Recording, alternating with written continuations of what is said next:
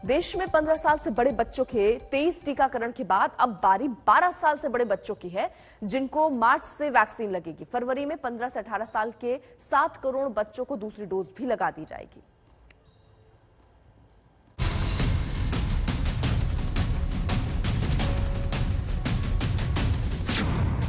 अब 12 साल से बड़े बच्चों को लगेगा टीका।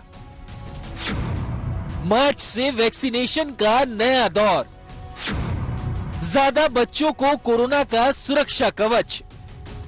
देश में कोरोना की तीसरी लहर अपने पीक की तरफ बढ़ रही है और इस बार ये उतनी घातक नहीं रही, तो इसके पीछे बड़ी वजह ज्यादा आबादी को टीका लग जाना बताया जा रहा है।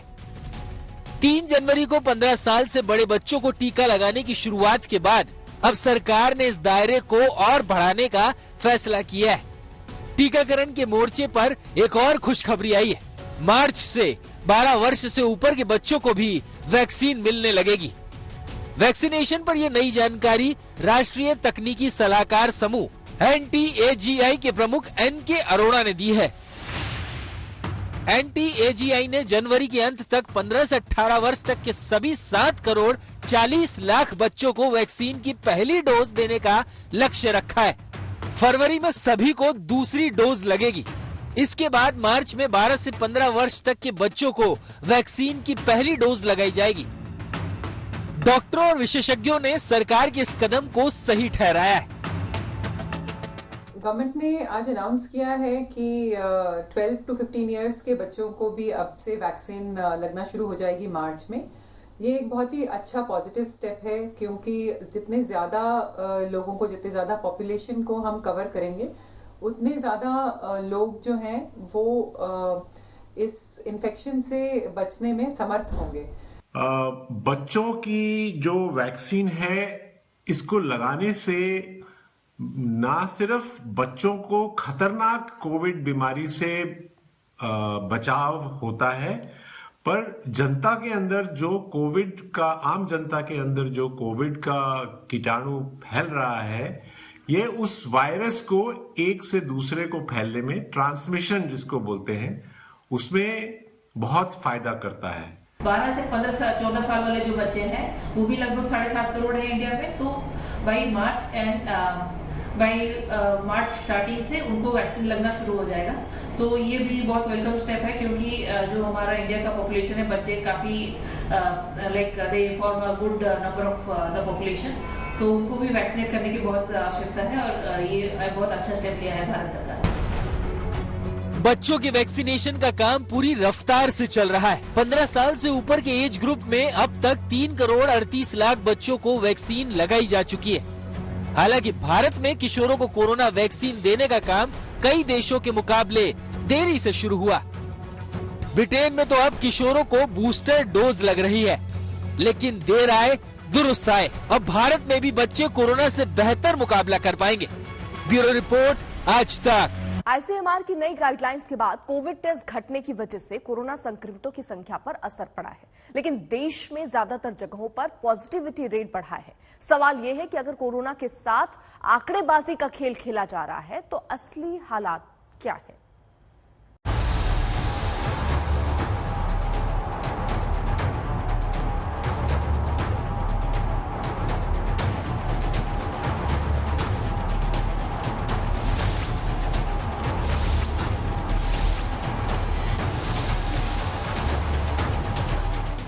नाइट कर्फ्यू,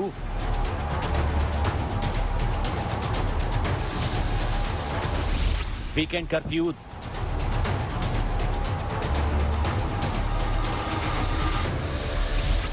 दो गज की दूरी, घर में कैद रहने की मजबूरी, सब नाकाफी साबित हो गया।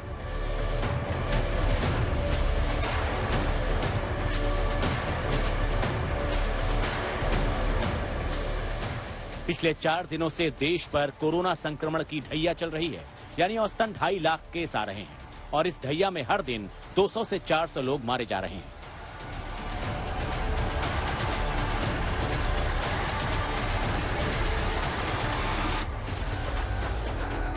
हो सकता है कि पिछले कुछ दिनों से आ रहे आंकड़े आपको भ्रम में डाल रहे हों। दरअसल कोरोना संक्रमण की जांच की नई गाइडलाइन ने रफ्तार तो रोकी है, लेकिन पॉजिटिविटी रेट बढ़ गया है। मतलब ये कि पीक आने वाला है।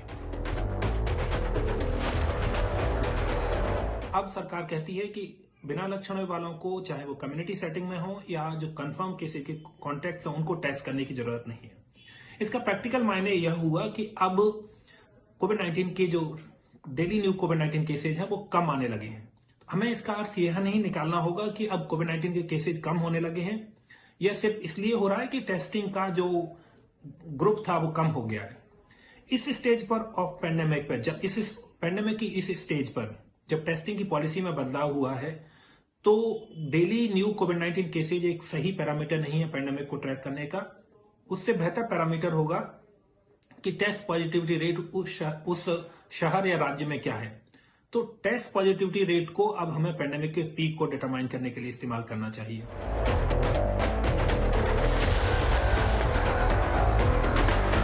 पिछले एक हफ्ते के अंदर भारत में कोरोना संक्रमित मरीजों की संख्या में 40% की बढ़ोतरी हुई है। देश में एक्टिव मरीजों की संख्या 16 लाख से ऊपर हो गई है। फिर भी अगर हम ये मान लें कि देश में कोरोना संक्रमण का पीक जा चुका है, तो ये हमारी भूल है। भारत में कोविड हमारे अंदाज से फरवरी के अंत तक लगभग समाप्त हो जाएगा। सर, राज्यों को लेकर आपकी जो रिसर्च है उसमें कौन कौन से राज्य हैं जो पीक को पार कर चुके हैं और किनको आप ज्यादा प्रभावित अभी देख रहे हैं? अभी कोई राज्य, बड़ा राज्य में निश्चित रूप से कोई अभी पीक को पार नहीं किया है, लेकिन अगले एक हफ्ते में कई राज्य हमारे अनुसार अपनी पीक को पार करेंगे। उनमें बिहार, उत्तर प्रदेश या कई अन्य राज्य भी शामिल हैं। जनवरी के आखिरी हफ्ते में देश में कोरोना संक्रमण का पीक होगा। IIT कानपुर के सूत्र मॉडल के हिसाब से यही रिपोर्ट है। चलिए हम आपको पीक की डेट शीट बता देते हैं। देश में कोरोना संक्रमण का पीक 23 जनवरी तक आएगा, जिसमें करीब 7,20,000 केस रोजाना आने की बात कही गई है। हालांकि कोविड टेस्ट को लेकर नए नियमों के आने के बाद ये स्थिति आंकड़ों में 4 लाख केस प्रतिदिन दिखाई दे सकती है।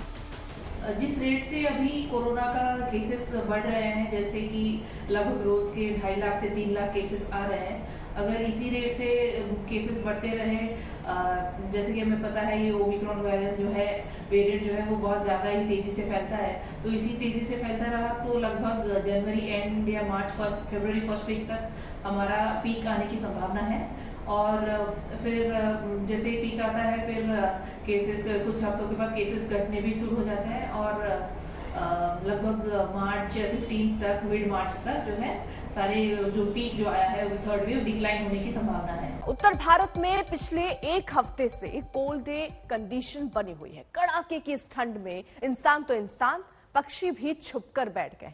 पिछले 24 घंटे में तो कोहरे और ठंड ने एक साथ कोहराम सा मचा दिया। आमतौर पर ऐसा देखा जाता है कि मकर संक्रांति के बाद ठंड का जो प्रकोप है वो कम होने लगता है, लेकिन इस बार जनवरी में आगे भी जबरदस्त जाड़े की भविष्यवाणी हो रही है।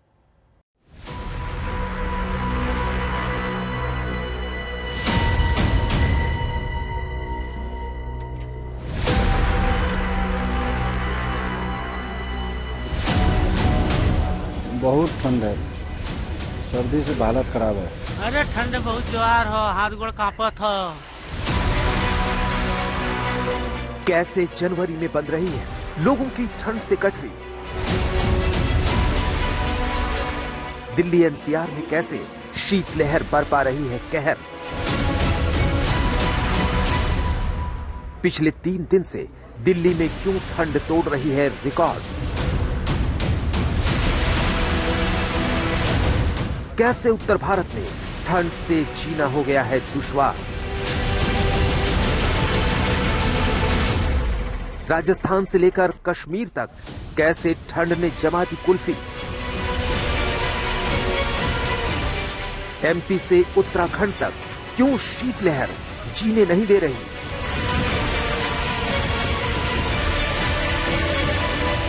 अब की बार जनवरी में जाड़ा जबरदस्त है।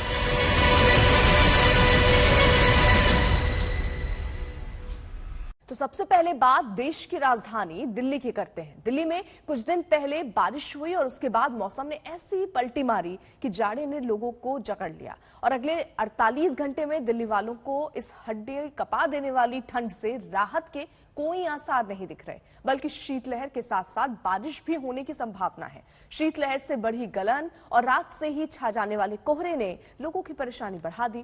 कोरोना के खौफ में लोग वर्क फ्रॉम होम कर रहे हैं, लेकिन ठंड ने उन्हें गर्म कपड़ों में सिकोड़ रखा है। लोगों का कहना है कि इतनी ठंड तो कई साल बाद पड़ रही है।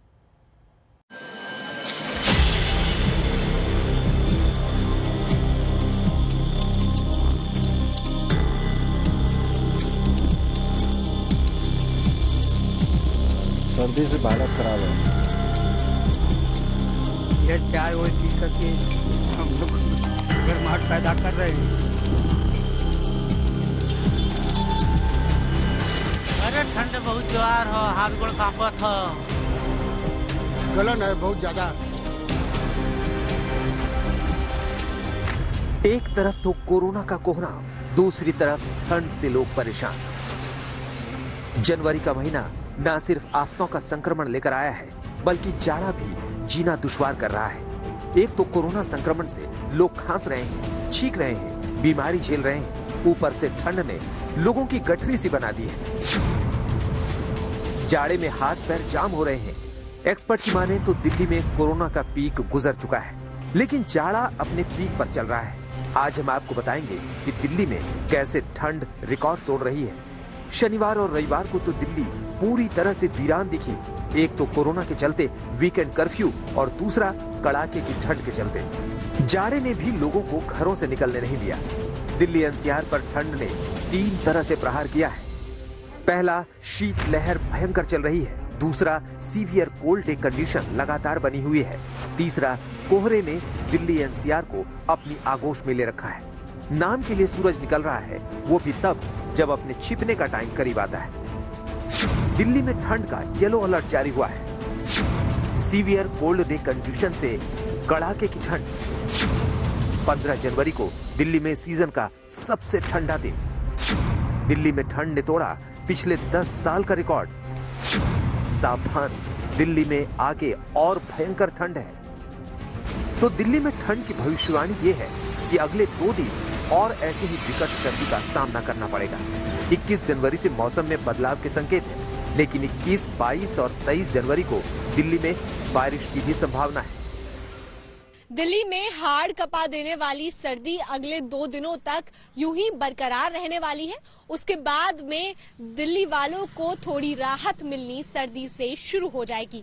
मौसम विभाग के अनुसार 21 जनवरी से पश्चिमी विक्षोभ एक सक्रिय हो रहा है, जो कि पिछले गए 2 पश्चिमी विक्षोभों से हल्का होगा।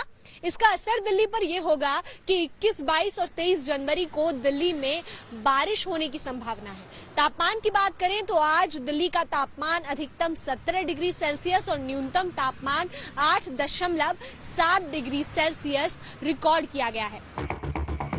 इस वक्त जो लोग अलाव के सामने बैठे हैं, ठंड से थर-थर कांप रहे हैं। खून जमाने वाली ठंड का सामना कर रहे हैं। ठंडी हवा हड्डियों में से पार हो रही है। वो इसलिए कि दिल्ली में शीतलहर भयंकर चल रही है और सीवियर कोल्ड डे कंडीशन बनी हुई है। अब आपको सीवियर कोल्ड डे और कोल्ड डे कंडीशन में अंतर समझाते हैं। अगर रात का तापमान 10 डिग्री से नीचे है और दिन का तापमान सामान्य से 4.5 डिग्री से 6.4 तक कम होता है, तो उसे कोल्ड डे कंडीशन कहते हैं। अगर दिन का पारा सामान्य से कम 6.5 डिग्री कम हो और रात का तापमान 10 डिग्री से नीचे हो, तो सीवियर कोल्ड डे कंडीशन कहते हैं। इस दौरान भयंकर शीतलहर चलती है और मौसम विभाग का कहना है कि अगले 2-3 दिन ऐसा ही मौसम बना रहेगा। अगले 2 दिनों में सिर्फ दिल्ली ही नहीं, बल्कि उत्तर पश्चिम और मध्य भारत में भी कड़ाके की ठंड पड़ेगी। पश्चिमी उत्तर प्रदेश में घना कोहरा छाया रहेगा। पंजाब, हरियाणा, दिल्ली, पश्चिमी उत्तर प्रदेश, पूर्वी यूपी और राजस्थान में अगले 48 घंटे तक शीतलहर बनी रहेगी। Because one active western disturbance वो जो आ रहा है 21 को दिल्ली में जो है 21 नाइट से 23 मॉर्निंग तक 1-2 स्पेल वेरी लाइट रेन हो सकता है। और रात का तापमान जो है धीरे धीरे बढ़ेगा। अभी जो 6, 7, 8 चल रहा है वो 13 डिग्री होगा 21 नाइट को और दिन का तापमान में 20 तारीख को तो दिन का तापमान में बढ़ती होगा, 19-20 डिग्री हो सकता है। उसके बाद 21 रेन और क्लाउड के कारण फिर टेम्परेचर डाउन होगा। यही लेटेस्ट है। कोई कोल्ड वेव चांस कम है क्योंकि एक के बाद एक वेस्टर्न डिस्टर्बेंस आ रहा है। हम आपको बता दें कि पहाड़ों पर बर्फबारी के कारण मैदानी इलाकों में कड़ाके की ठंड पड़ रही है। दिल्ली में 13 जनवरी से शुरू हुआ ठंड का दौर अभी तक चल रहा है।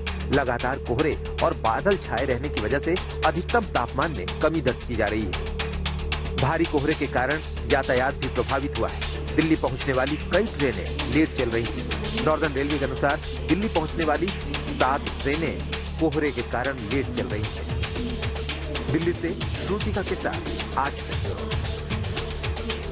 दिल्ली इस वक्त सीवियर कोल्ड डे कंडीशन झेल रही है। अब आपको दिखाते हैं कि क्यों इस साल जबरदस्त ठंड पड़ रही है। विशेषज्ञों की माने तो भारत में इस साल भीषण ठंड के पीछे एक वजह ला नीना का प्रभाव है। अमेरिकन जियोसाइंस इंस्टीट्यूट के मुताबिक अल नीनो का और ला नीना शब्द का संदर्भ प्रशांत महासागर की समुद्री सतह के तापमान में समय समय पर होने वाले बदलावों से है। सीधे शब्दों में समझा जाए तो अल नीनो की वजह से तापमान गर्म होता है और ला नीना के कारण ठंडा। दोनों आमतौर पर 9 से 12 महीने तक रहते हैं, लेकिन असाधारण मामलों में कई वर्षों तक रह सकते हैं। वैज्ञानिकों के मुताबिक इस बार ला नीना की वजह से भयानक ठंड की स्थिति दिसंबर से लेकर फरवरी तक चलेगी। हालांकि भारत में ठंड की तीव्रता सिर्फ ला नीना के प्रभाव पर ही निर्भर नहीं करती, बल्कि पश्चिमी विक्षोभ जैसे कुछ अन्य कारण भी सर्दी के मौसम में अहम भूमिका निभाते हैं। अगले 2 दिन संभल कर, जी हां, मौसम विभाग का अनुमान है कि पंजाब, हरियाणा, चंडीगढ़, दिल्ली, उत्तर प्रदेश, मध्य प्रदेश और राजस्थान, इसके कई हिस्से ऐसे हैं जहां अगले 2 दिनों तक कड़ाके की ठंड पड़ेगी। हम आपको बता दें कि राजस्थान में इस वक्त भी बर्फ पड़ रही है, तो मध्य प्रदेश में कोहराम मचा रहा है। पहाड़ों पर भयंकर बर्फबारी हो रही है। कश्मीर से लेकर हिमाचल प्रदेश और उत्तराखंड की पहाड़ियों तक बर्फ से पटी पड़ी है।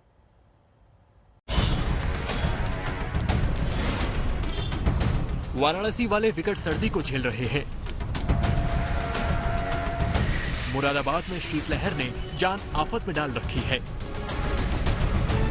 कानपुर वाले कड़ाके की ठंड से कांप रहे हैं। प्रयागराज में जाड़े ने लोगों को जमा दिया है। यूपी तो यूपी, बिहार में भी ठंड ने जीना दुश्वार कर दिया है। पटना को भी ठंड ने अपनी गिरफ्त में ले रखा है। पंजाब भी ठंड से पूरी तरह से ठिठुर रहा है। लुधियाना में जाड़ा पीक पर चला गया है। उत्तर भारत में कड़ाके की ठंड पड़ रही है। हर कोई यही कह रहा है, बड़ी सर्दी है।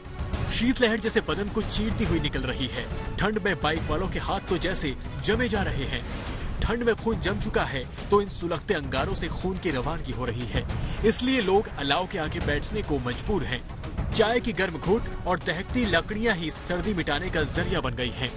शहर शहर सड़कों पर ठंड का ऐसा प्रहार है कि हर कोई मोटे और गर्म कपड़ों में दुबका हुआ है। मुंह से जेम्स वॉट के बनाए गए रेलवे इंजन की तरह भाप निकल रही है। यहाँ पे बहुत ज्यादा घना कोहरा छाया हो। सवेरे 6 बजे से घना कोहरा है और धीरे धीरे बढ़ता ही चला जा रहा है। हम सब यहाँ पे बैठ के लकड़ी से ताप रहे हैं। जनवरी महीने में अभी ठंड तो काफी पड़ रही है, धुंध भी पड़ रही है। धुंध के साथ साथ लोगों को सुबह जो काम शाम के लिए निकलते हैं उनके लिए ज्यादा प्रॉब्लम, सुबह धुंध रहती है। जो लोग जाते हैं सुबह काम करने के लिए, कोई चाय पी रहा है, कोई आग सेक रहा, आग सेक के अपने आप को थोड़ा रिलीफ मिलता है। राजस्थान में जम गई बर्फ, ठंड हुई भयंकर। ये वही रेगिस्तान है जहां गर्मी में पारा 50 डिग्री के पार चला जाता है और अब यहाँ श्रीनगर मनाली की तरह बर्फ पड़ गई है। तस्वीरें राजस्थान के माउंट आबू की हैं। आप देख सकते हैं कि कार पर बर्फ जमी है। मैदान में घास पर भी बर्फ जम गई है। लोग ठंड भगाने के लिए आग के आगे बैठे हैं, चाय की चुस्कियां ले रहे हैं। राजस्थान के माउंट आबू में पिछले 1 हफ्ते से पारा माइनस में चला गया है। हम आपको बता दें कि माउंट आबू में पारा -5 डिग्री तक पहुंच गया है। राजस्थान के चूरू में पारा 0 डिग्री के पास। राजस्थान के चूरू में ठंड ने लोगों का जीना दुश्वार कर दिया है। कोहरे और शीतलहर ने ऐसा तांडव मचा रखा है कि लोगों को समझ नहीं आ रहा कि वो करें तो क्या करें, जिए तो कैसे जिए। चूरू में पारा 0 डिग्री तक चला गया है। राजस्थान का आधा हिस्सा घने कोहरे की चपेट में है। धुंध की वजह से 50 मीटर से ज्यादा दूर कुछ नजर नहीं आ रहा। मौसम विभाग का कहना है कि 5 साल बाद राजस्थान में विजिबिलिटी 50 मीटर तक गई है। मध्य प्रदेश में ठंड और कोहरे का कोहराम। मध्य प्रदेश में शहरों में रात का पारा 10 डिग्री से नीचे चला गया है। सीजन में ये पहली बार हुआ जब प्रदेश के ज्यादातर शहरों में न्यूनतम तापमान 10 डिग्री से कम चल रहा है। ऊपर से कोहरे में आमने सामने भी दिखाई नहीं पड़ रहा। मध्य प्रदेश के खरगोन में तो विजिबिलिटी इतनी कम हो गई है कि 15 फीट दूर के मकान और दूसरी चीजें भी नजर नहीं आ रही थी। स्टेट हाईवे पर तो चलना भी मुश्किल हो गया। और यही हाल मध्य प्रदेश के रायसेन का भी है। यहाँ रात का तापमान 4 डिग्री के पास चला गया है। विजिबिलिटी घटकर 50 मीटर ही रह गई है। पहाड़ों पर बर्फबारी और शीतलहर से जीना दुश्वार। कश्मीर, उत्तराखंड, हिमाचल प्रदेश में हाहाकार। उत्तराखंड से लेकर हिमाचल प्रदेश तक और हिमाचल से लेकर कश्मीर तक बर्फबारी, ठंड और शीतलहर का भयंकर प्रकोप दिख रहा है। कश्मीर के श्रीनगर में पारा 0 से 4.5 डिग्री तक नीचे चला गया है, जबकि उत्तरी कश्मीर के बारामूला जिले के गुलमर्ग में पारा 0 से 7 डिग्री नीचे चल रहा है। यानी पूरे कश्मीर घाटी ने बर्फ की सफेद चादर ओढ़ रखी है। हिमाचल प्रदेश में ठंड और बर्फबारी से बुरा हाल। हिमाचल प्रदेश में बर्फबारी के कारण 154 सड़कें अभी बंद है। अधिकांश क्षेत्रों में घने बादल छाए हुए हैं और अगले 4 दिन तक ऊंचाई वाले क्षेत्रों में बर्फबारी और मैदानी इलाकों में बारिश के साथ साथ भयंकर ठंड की चेतावनी जारी की गई है। जैसे आप देख सकते हैं कि मेरे पीछे भी अभी 5-6 फीट बर्फ जमी हुई है। यहाँ से आप 4 किलोमीटर ऊपर डैनकुंड जाएंगे तो 7 से 8 फीट अभी भी बर्फ जमी हुई है। हमारी नगरी पर्यटन नगरी है, पर्यटकों की आवाजाही काफी रहती है। कोरोना के मामलों में वृद्धि होने के कारण इस बार अब पर्यटकों का आना जाना काफी कम हो गया है, जिससे पर्यटन व्यवसाय में काफी असर देखने को मिल रहा है। बर्फ से पटे उत्तराखंड के हिल स्टेशन। तस्वीरें उत्तराखंड के मशहूर स्कीइंग रिजॉर्ट की हैं। ये पूरी तरह से बर्फ से पट गया है, लेकिन सबसे मुश्किल ये है कि औली तक पहुंचना इन दिनों कोई आसान काम नहीं है। रास्ते पर बर्फ इतनी है कि गाड़ियां चल नहीं पा रही और बर्फ हटाने के लिए कोई जेसीबी तक नहीं है। उत्तराखंड के ऊपरी इलाकों में बर्फ ही बर्फ है तो निचले इलाकों में शीतलहर चल रही है और लोग ठंड से कांप रहे हैं। आज तक ब्यूरो।